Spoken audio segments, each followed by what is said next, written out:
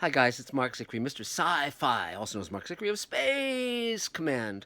But something that some of you know about me, but not all of you, I'm sure, is that I'm also the world's expert on the Twilight Zone. I wrote the Twilight Zone Companion. It's a book I started when I was 22 years old. It's been in print forever since 1982. The new edition just came out, which is significantly expanded. Every home video version of the Twilight Zone I've been a producer on, or wrote copy on, or provided extras. So, for instance, on the Twilight Zone Blu-ray, I did 52 episode commentaries. So, if you ever want to hear me talk for 30 hours, buy the Blu-ray.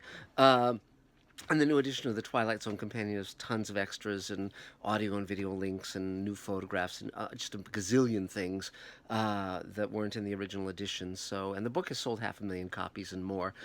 So, as the world's expert on the Twilight Zone, I literally was crawling through Rod Serling's attic. I was there at the very beginning of this whole thing. It was 2 years after Rod Serling died that I started working on the book. His house was still intact with the 6 Emmys and all of his files and scrapbooks and film cans of the Twilight Zone in his garage.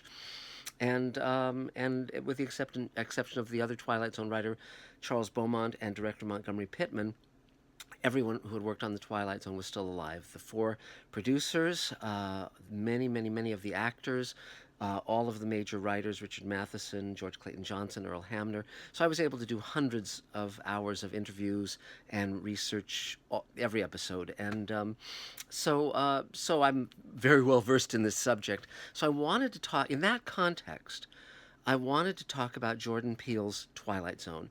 I've watched the first two episodes, and again, this is not to say what the future of the show will be like, but there are certain things in the first two episodes that I thought were problematical.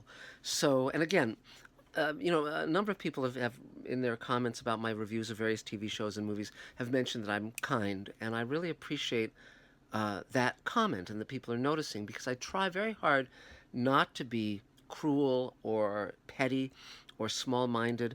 It takes enormous effort to make anything. And people are trying to do their best. They're trying to have it be meaningful and lasting. I've been very lucky to have worked on many shows where that was the case, and we succeeded in that. And with Space Command, I think we're succeeding as well. But anytime something doesn't gel or doesn't work or misses the mark or any of that, I'm very forgiving just because I know how hard it is. And so I applaud everyone for their effort, and I always hope for everything to work out. I mean, it's very interesting. There are certain movies and TV shows where it was a miracle that they came together well. I suggest strongly that you read about the making of Casablanca or the making of The Wizard of Oz, because those were projects that anywhere along the way they could have totally been disasters, and they turned out to be terrific films. So here we go. The Twilight Zone. Most of you know that Jordan Peele started as the co-creator and co-host and co-actor in Key and Peele. He was a comedic genius, doing many wonderful pieces, very cutting edge. And then, surprisingly, for his first feature, he wrote and directed a horror movie, and that was, of course, Get Out. And it was a very interesting melding of Guess Who's Coming to Dinner and the Stepford Wives to comment on race. And it won him the Oscar for Best Original Screenplay. It was a very good film, wonderfully. It was commenting on racial ills and all of that, and it did a great job. So and then I just saw Us, which again it's got a little more flapping loose ends, but it's still a great film. Lupita Nyong'o is terrific. Please excuse the little beeping, chirping thing. It'll stop in a moment. It's Elaine's phone, and she's not here. And it just was really commenting on something important, the people we ignore, the issues we ignore, the trauma that we ignore, the history that we ignore, in order to have a comfortable life, and how that can come up and bite us, and does. And so he's working in his two films. He's working very effectively within the genre, utilizing those tropes, making something new and fresh and interesting, and also they look beautiful. The lighting, the photography, just very striking, and his use of actors is terrific. So I had very high hopes for this version of the Twilight Zone, because I thought if he can do what he's done in those two films on a weekly basis in this television show, we'll be in great shape. It would be certainly something Rod Serling would have loved.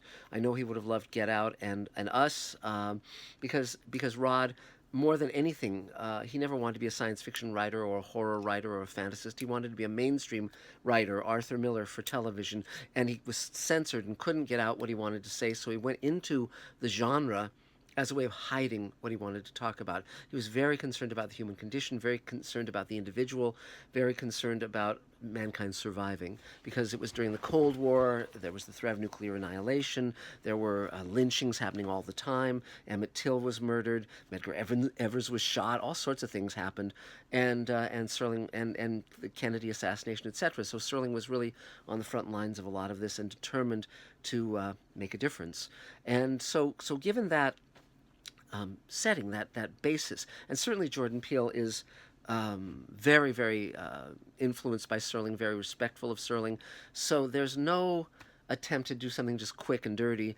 And I thought that this would be a great show.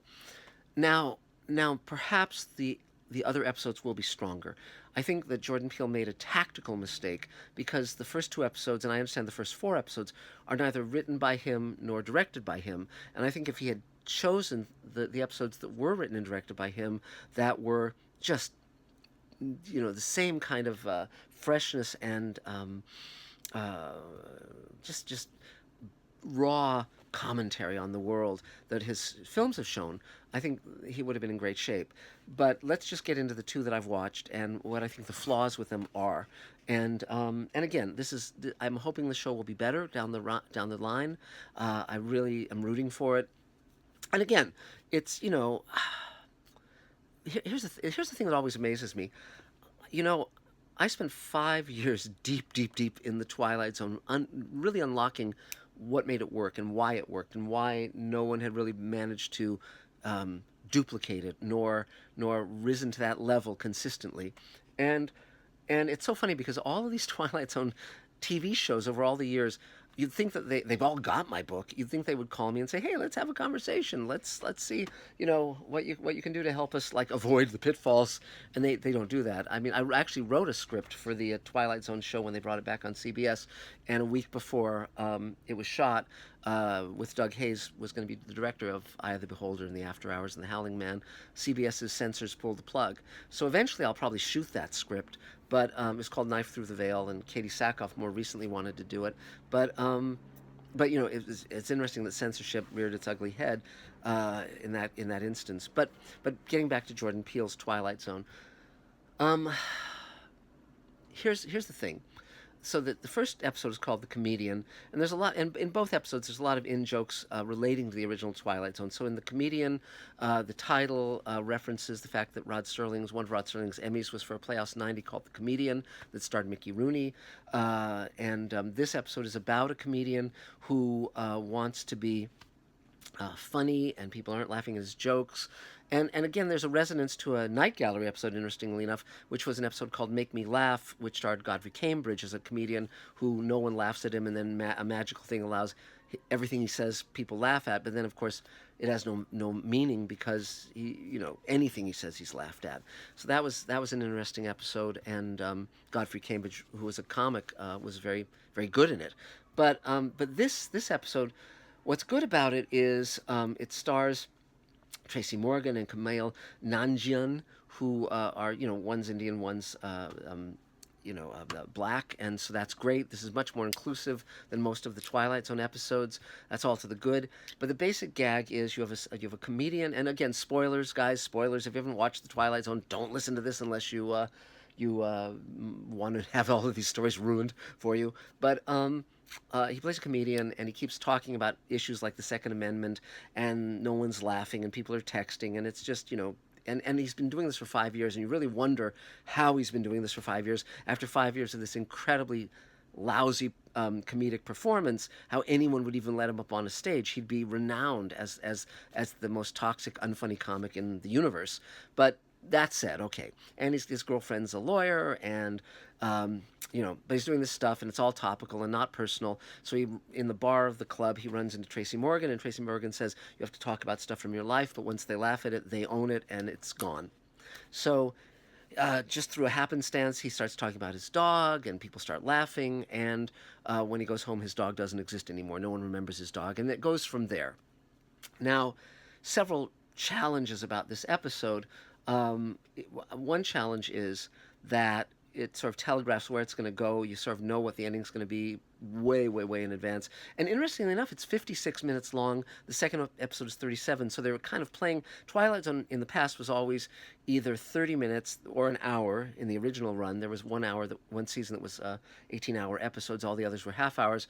Then when CBS brought it back, it was more like the Night Gallery with different length episodes. Then it was half-hour episodes and so forth. But in this case, within the show itself, they're running it sort of, I guess, any length between a half hour and an hour, and because it's VOD, it allows that possibility. It's the modern age, which is fine in theory, but the challenge is, okay. So he starts telling things from his life, and as he talks about them, these people disappear.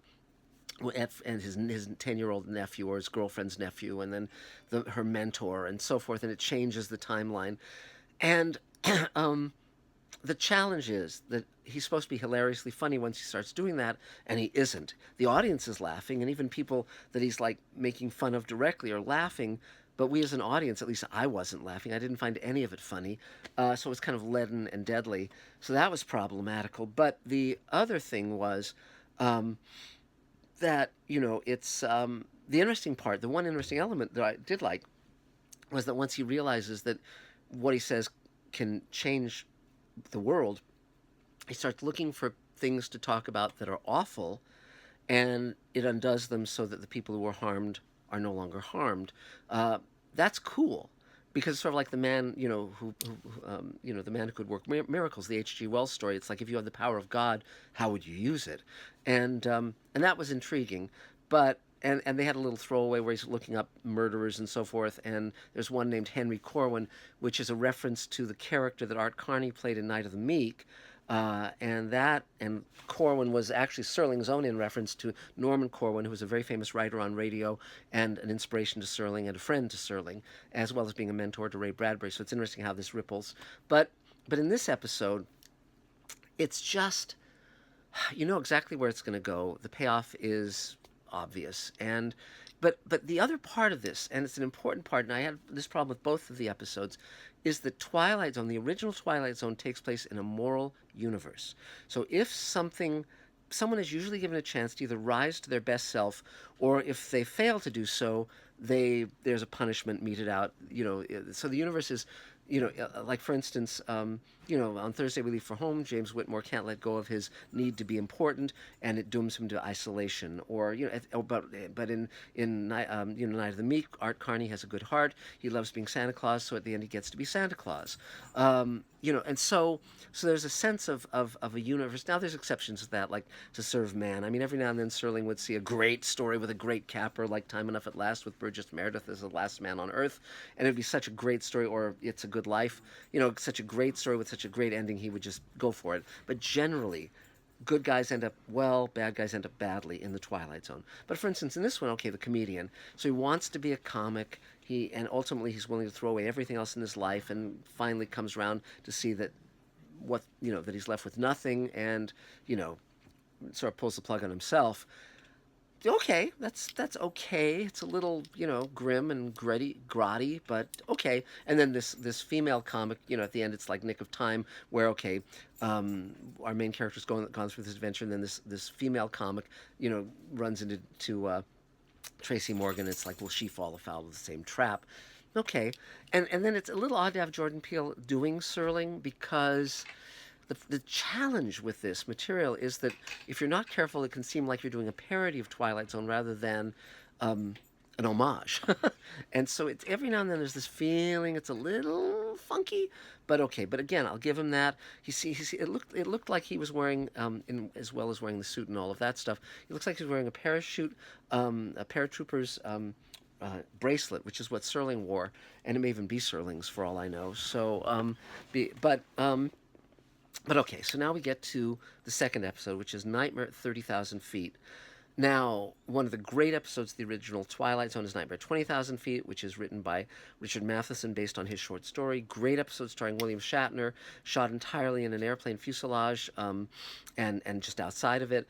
Phenomenal episode directed by the great Richard Donner, who went on to a very remarkable career in features, directing the Christopher Reeve Superman and Lethal Weapon and tons of other stuff. The Omen with Gregory Peck, and Richard Donner is still with us.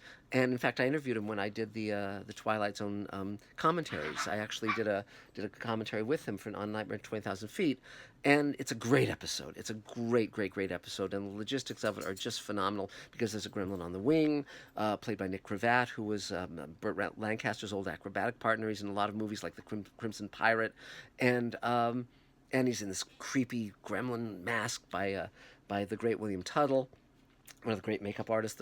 William Tuttle won the first Oscar ever given to a makeup man, and that was for Seven Faces of Dr. Lao. And he did many great pieces of work on the Twilight Zone, including Eye of the Beholder. But in Nightmare at 20,000 Feet, there's rain effects, thunder, lightning. There's an airplane engine that you see through the window. It's all practical effects, no VFX at that point, and it's just great. And this is Shatner, a couple of years before he did Star Trek, and he's incredibly dynamic and just perfect for this role.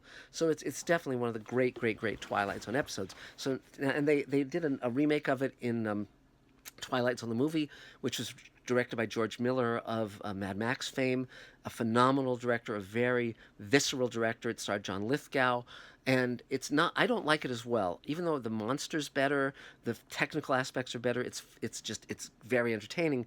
But in the first one, we were talking a moment ago about a moral universe, and in the first one, in the original one, William Shatner has had a nervous breakdown on an airplane. He's been institutionalized. He's just gotten out of the mental institution. He's desperate to prove that he's not crazy, that he's fine, and he's very shaky. And then he looks out the window and sees a gremlin on the wing. And at first he thinks he's crazy, and then he realizes that it's real, and no one else can see it, no one else believes him. And so he has to take the responsibility to save everyone, including himself, and regardless of what other people think of him. And in that action, he becomes certain of his own sanity and knows that he'll be okay. And ultimately, the evidence of the cowling plate that's pulled up on the wing will prove that he wasn't crazy, and he'll be okay. And so this is a journey of a man who, by his action and by his courage, gains a great victory within himself. And that's the ideal structure for a Twilight Zone. Richard Matheson, when I interviewed him, we talked about what made what made a Twilight Zone episode, what made it work. And he said, what you do is you have one notion, just one, and it's like a drop of fantasy, and you drop that into your story, and everything else you make as real as you possibly can. And so in Nightmare 20,000 Feet, it's the gremlin on the wing. That's the element. And everything else is as realistic as possible. Great. And that's true of so many Twilight Zone episodes, one after the other after the other after the other. The other thing, of course, is that of the 156 original Twilight Zone episodes, Rod wrote 92 of them himself, either adaptations of other people's stories or originals from him, and or whatever, and based on ideas or things people mentioned to him, or all sorts of stuff. He was getting it from all over the place, but 92 of 156, which means that first season, the week after week after week, Rod was the writer, Rod was the producer, Rod was the host. And so there's a great sense of authorial voice. And when Charles Beaumont and Richard Matheson and George Clayton Johnson came aboard, they were all proteges of Ray Bradbury, and Ray had pointed Serling toward them to hire them as writers. And then Earl Hamner, Serling had met when they were both young aspiring writers, and he hired him. And Earl Hamner would go on to create The Waltons and Falcon Crest. But they were all following in Serling's footsteps. They were all trying to make their work match what Serling was doing. They were bringing their own voice and their own aesthetic to it, but Serling was the big dog. and because he was doing so much work on the show, it had his fingerprints all over it. And Buck Houghton, who was the producer of the first 3 seasons, he saw his role as bringing Serling's vision to life, honoring Serling's vision. And he was the production guy. He came out of production. He knew it backwards and forwards. Amazing guy. And I knew him well. He was a friend and wonderful to interview. So these were people who were all kind of marching in the same direction, and they knew what they were doing. And Serling had he was already famous when he did Twilight Zone. He was the most famous and highly paid writer working in television. Even though he was censored, even though he was frustrated, he had won more Emmys than anybody.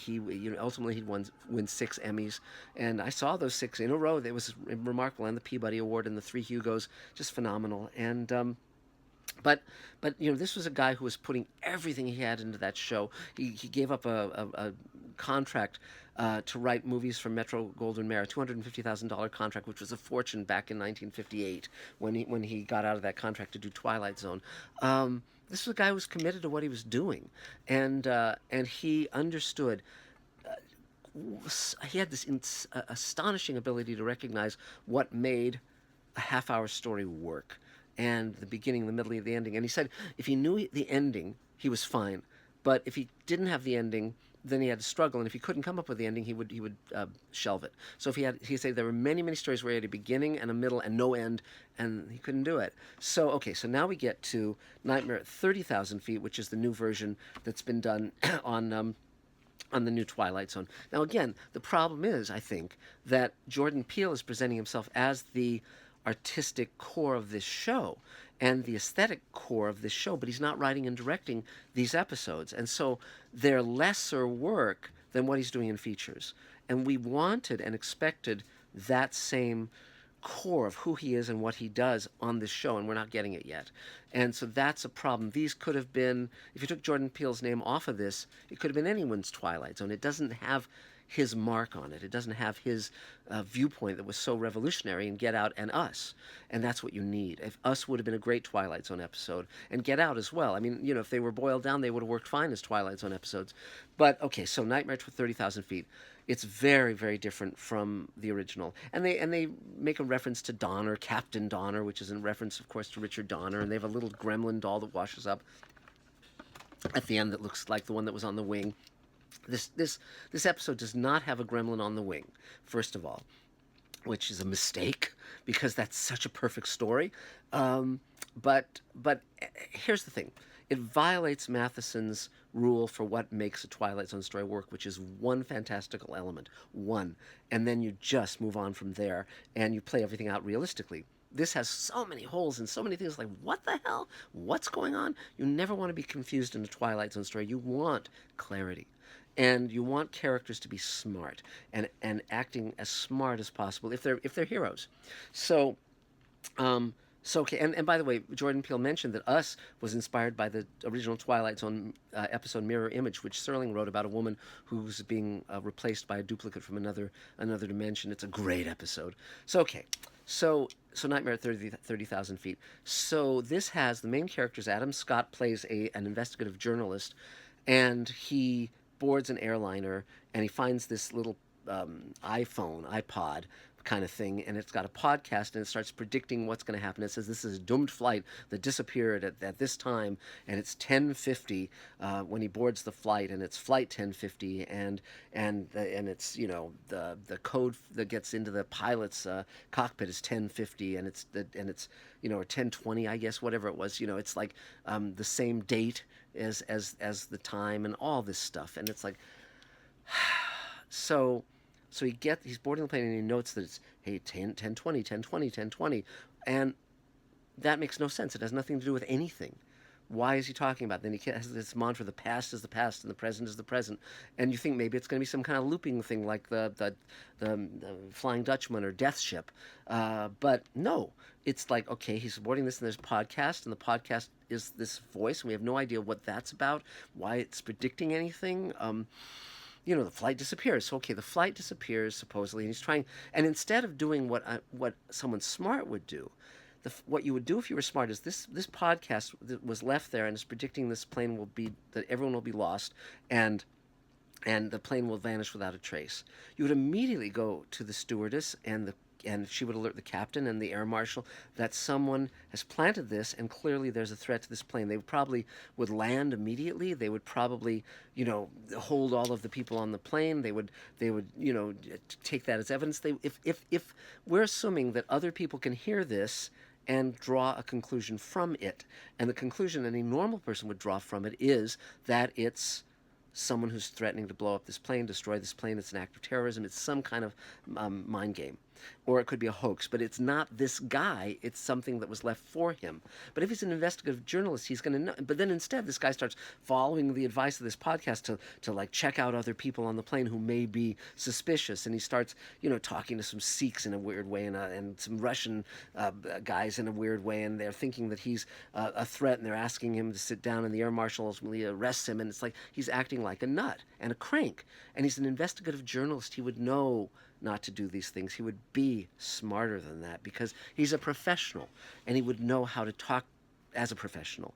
And he doesn't do that at all. He just becomes this nutcase, and ultimately he agrees to let a former pilot who's drinking, break into the cockpit to supposedly overwhelm the crew and save them. And of course, this pilot is determined to kill everybody. So he's basically our guy, our hero. Ostensibly, is ultimately responsible for this guy crashing the plane. Okay, well, how's that a universe of reason? How's that a universe? I mean, was this investigative journalist an asshole who deserves this fate? Or is it just like a mind fuck on the audience, basically, where you're just twisting and turning and twisting and turning, and you think it's clever when you're just throwing more crap at the audience? It's like, where did this podcast come from? It's like the guy, the drunken pilot guy, was it a manipulation on his part to get this guy to let him break in there? But then how would the investigative journalist know the code for the plane that opens the door to the cockpit? There's all these loose ends. The Twilight Zone is not anything goes. That was something Serling was very clear about. The Twilight Zone is the fear of the unknown working on you, which you cannot share with others. Over and over, that was the credo. And it isn't no rules. And this is a key thing in science fiction in general, and horror too, but particularly science fiction, which is if there are no rules, there's no story, because anything can happen. And if anything can happen, I think Serling said, if anything can happen, nothing is interesting. And I strongly agree with that. And so this episode, and then the plane crashes, right? And our guy wakes up, and somehow he survived, which is like, what the hell? He survived, and he listens to the second episode of the podcast, which miraculously hasn't been destroyed either. And it says everyone survived but this one guy, Adam Scott's character. What? Well, first of all, how did they all survive? It was a plane crash. I mean, airliners, generally no one survives. I mean, and there's wreckage all over the place. And so, okay, so they all survive. And so then they surround him, and they say they blame him. And then theoretically they're going to beat him to death. And then it's like, well, he got what he deserved. And it's like, why did he get what he deserved? It's just like, hey, wouldn't that be cool? Hey, wouldn't that be cool? Now, another difference, I think, between this show and the original. A friend of mine was talking about Beaumont and Matheson, and there's a character named Beaumont in this as well. Again, another tip of the hat to the original show. But a friend of mine a week or so ago was saying, well, the writing staff on Twilight Zone, Beaumont and Matheson and George Clayton Johnson, were they all in a writer's room? I said, no, there was no writing staff at all. These were freelance writers. They were writing at home, and Serling, would hire them, or they would pitch an idea to Buck Houghton, or and off they'd go. There was no writing staff. No one was bouncing ideas off each other except informally as friends. Most of these stories that Matheson and Beaumont were published as short stories before they were done for the Twilight Zone, and so. And Beaumont and Matheson and George Clayton Johnson and many of the other writers who. They were all a circle of writers, John Tomerlin and O.C. Rich and Bill Nolan, and they were all hanging out together, all of them. Serling wasn't part of that group. He was sort of friendly to that group, but not a part of it. Beaumont was the core of that group, and very dynamic, and an amazing man, and died tragically of pre-senile dementia at the age of 37, and really, really sad, really, really sad, 37 or 38. But the point being, there was no writer's room. There was no writing staff. And so on the new Twilight Zone, there is. And this, if you don't hire people who are, it's interesting. Rod Serling, when he first was looking for other writers, because he knew he couldn't do all of them himself. He could do the majority.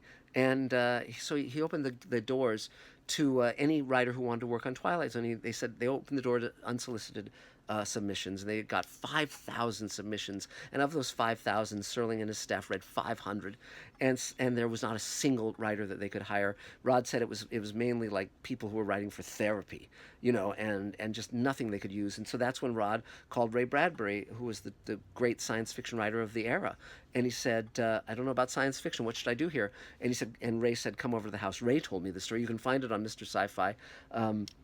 Where I talk about the relationship they had and how that fell apart.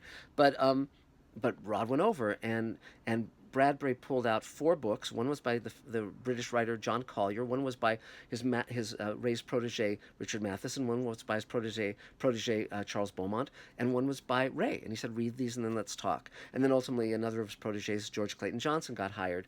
And so Ray Bradbury knew the genre, and he knew that you needed a very specific kind of writer, writers who were writing for science fiction, fantasy, and horror magazines and publishing collections of their short stories in those arenas, but also who were writing film and TV at the same time. And that was a very rare bird at the time, and still. And so Matheson and Beaumont were perfect for the Twilight Zone, the perfect writers. And then later, when Gene Roddenberry started Star Trek, he reached out to the science fiction community, particularly a lot of the writers who had worked on Twilight Zone and then Outer Limits. So he was hiring Theodore Sturgeon and Harlan Ellison and Jerry Soule and Richard Matheson and George Clayton Johnson. And by then Beaumont was gone and not up to writing anymore. But the point being, and by the way, another thing about the comedian, the first episode of the new Twilight Zone, there was actually a script that was written for the original Twilight Zone by Charles Beaumont. It was called Gentlemen Be Seated, and it was based on a short story he'd written about a future society where laughter was outlawed. And so people would go to laugh-easies, like speakeasies, to hear comedians and to play pranks on each other and to laugh. And the script went through many, many revisions. I think Beaumont was starting to experience the pre-senile dementia that would kill him a few years later.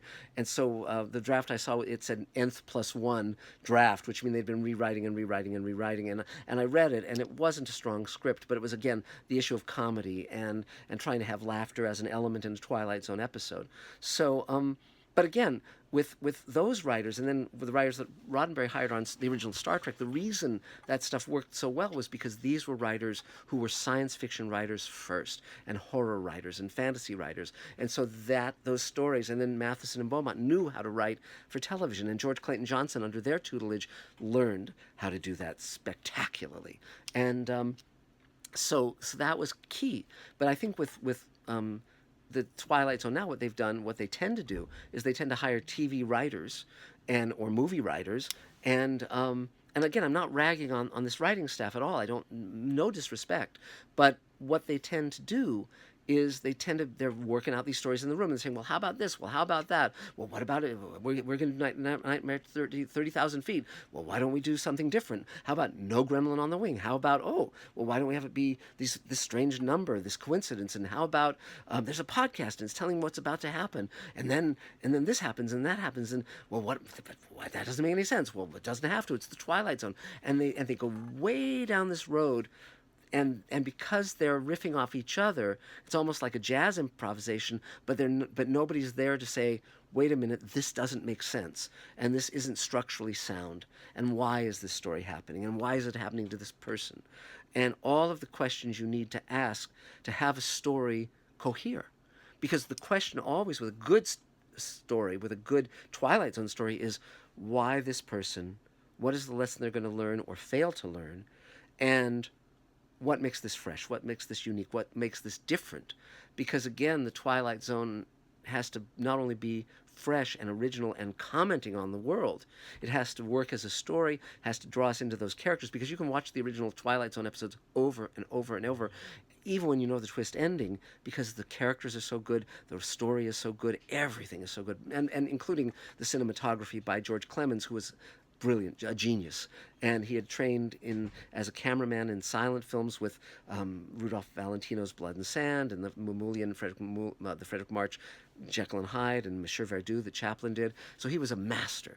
And whereas the new Twilight Zone looks good, it doesn't look great. it's not astonishing. So maybe the episodes to come will astonish, will be phenomenal. I think Get Out is phenomenal. I think Us is amazing. I think it has flaws, but I really liked that film. I want that. I want that. That juice in Jordan Peele's show. I want it to be Jordan Peele's Twilight Zone, not what it is now. So that's it for now.